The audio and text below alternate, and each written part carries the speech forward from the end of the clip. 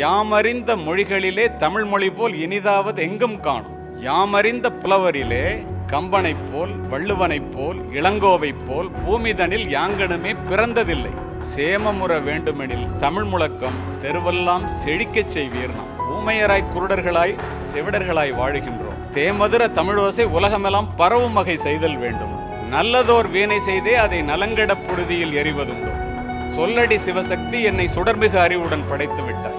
வல்லமை தாராயோ இந்த மாநிலம் பயனுற வாழுதற்கேன். கல் தோன்றி மண் தோன்றா காலத்தே வாளோடு முன் தோன்றி மூத்த குடிங்கிறோம். அந்த காலத்துல ஆழிசூழ் உலகம்ங்கிறதுனால உலகமே நீரால் போர்த்தப்பட்டிருந்தது.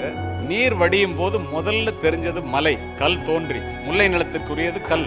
மருத நிலம் மண்ணு, அது தண்ணிக்கு கீழே இருக்கு, அது தோன்றல. அதனாலதான் கல் தோன்றி மண் தோன்றா காலத்தே வாளோடு முன் தோன்றி மூத்த குடினும். இதெல்லாம் நம்ம தமிழ் மொழியினுடைய, தமிழ் பண்பாட்டினுடைய பெருமை என்று நாம் சொல்லுகின்றோம்.